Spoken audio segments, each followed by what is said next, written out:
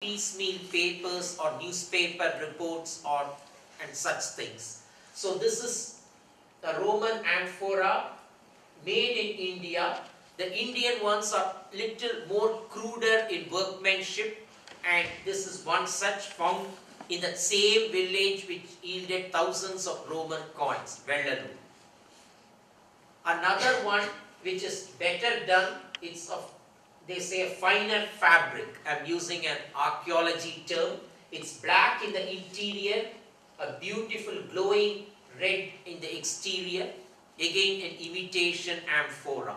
For all the Indian things produced as copies or reproductions of the Roman material, we give the general term in Indian archaeology literature, imitation.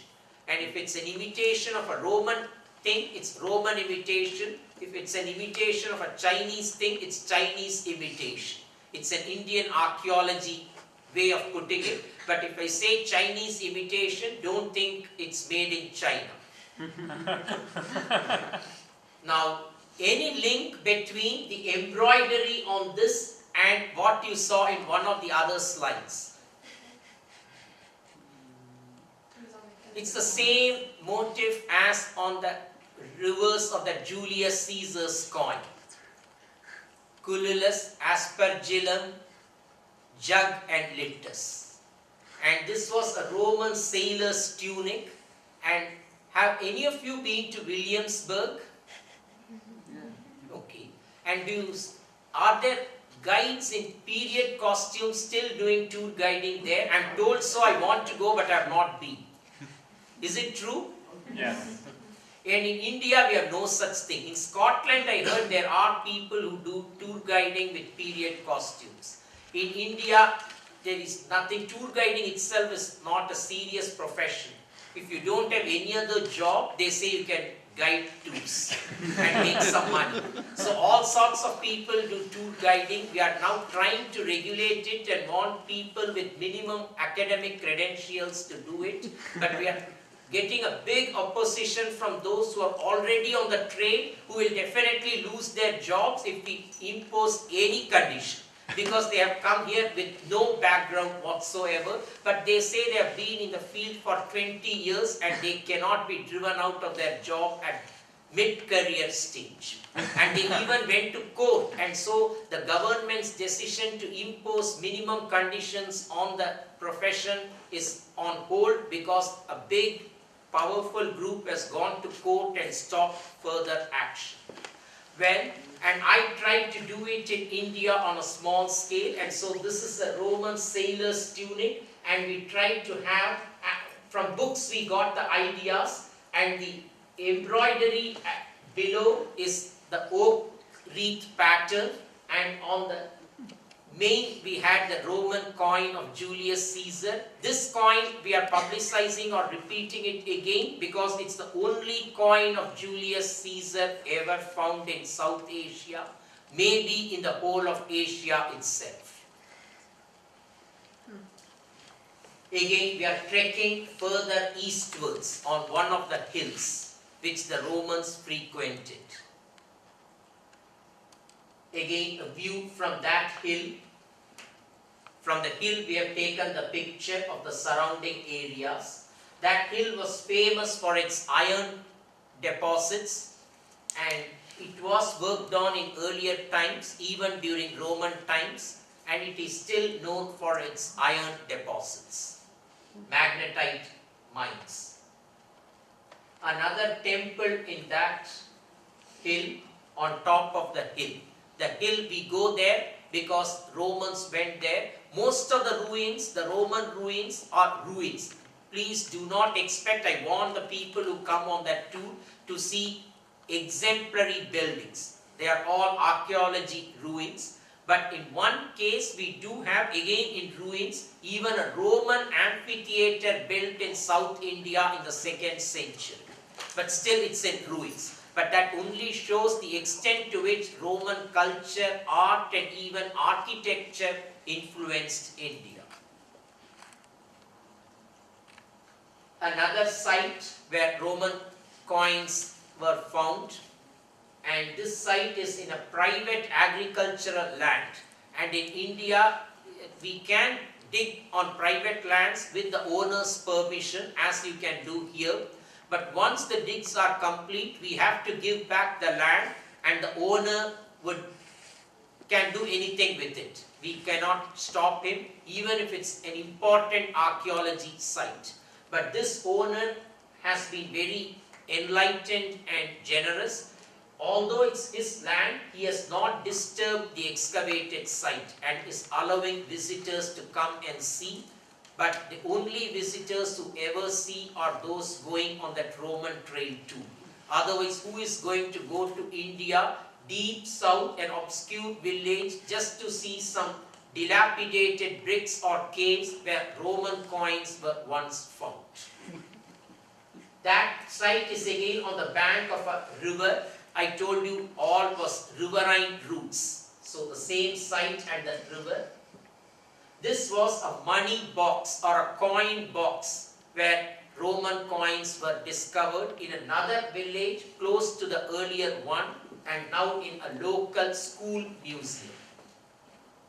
Beryl or aquamarine, the beautiful precious stone, then known only in South India, which attracted the Romans. And they say they even made beads out of it by drilling on it.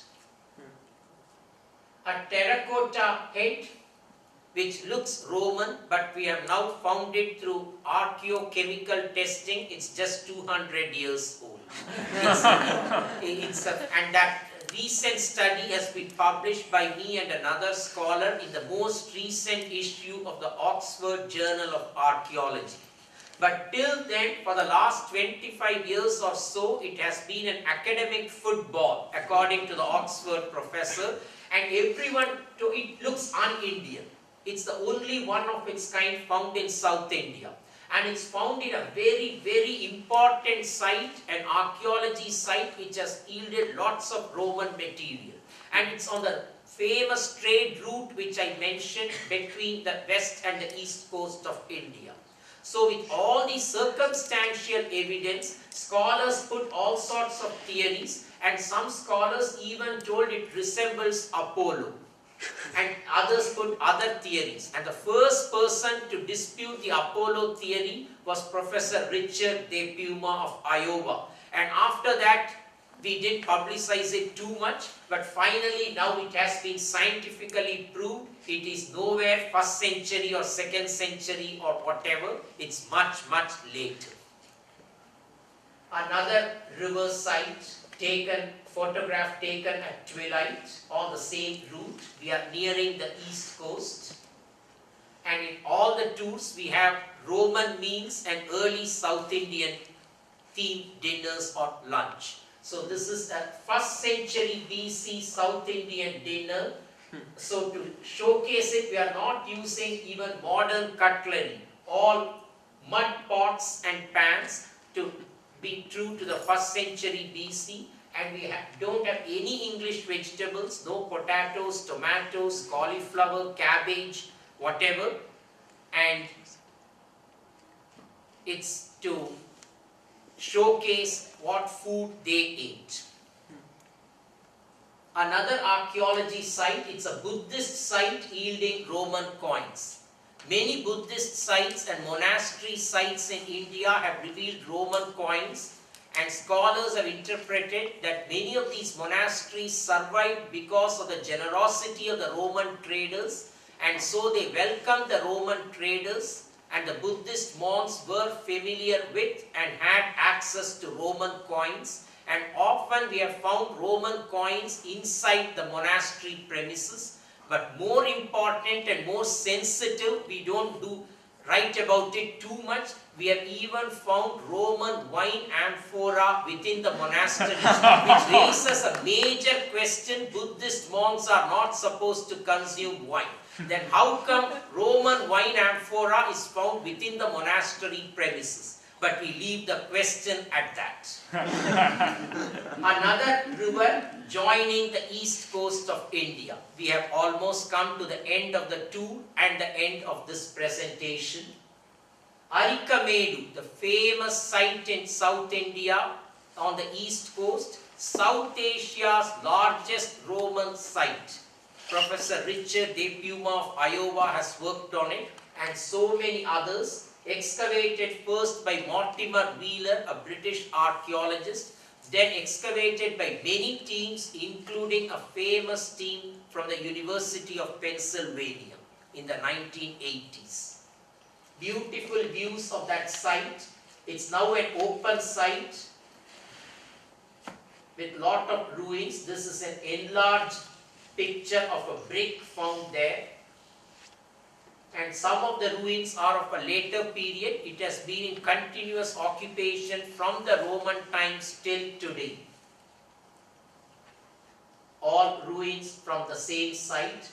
It has revealed pottery fragments, and this is another pottery, not amphora, we call it rouletted ware. You can see the grooves on it, on both the pottery pieces, the grey one and the black one.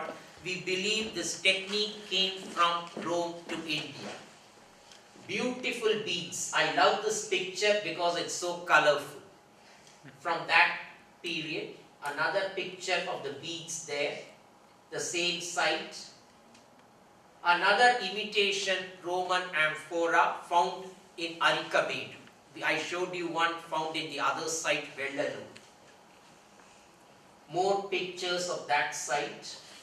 We have another site called Mahabalipuram, which is a tourist attraction today with lot of its 6th century anchor-watt-like stone monuments. But it was a major Roman trading site, and scholars in England have traced stylistic affinities between the art of Mahabalipuram and the Roman art. And so I'm just showing some specimens of those art, but the stylistic affinities as usual are debatable and have led to academic debates. Finally, this is Madras, the Santom Church, the other church which has a bone relic of the apostle.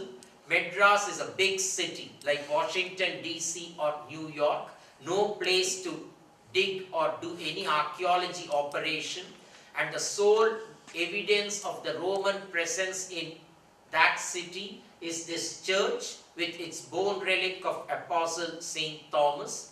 And the tour that we do ends in this church. For a practical reason, it has a very big parking space for cars and buses. So with this, I end the tour and also this presentation.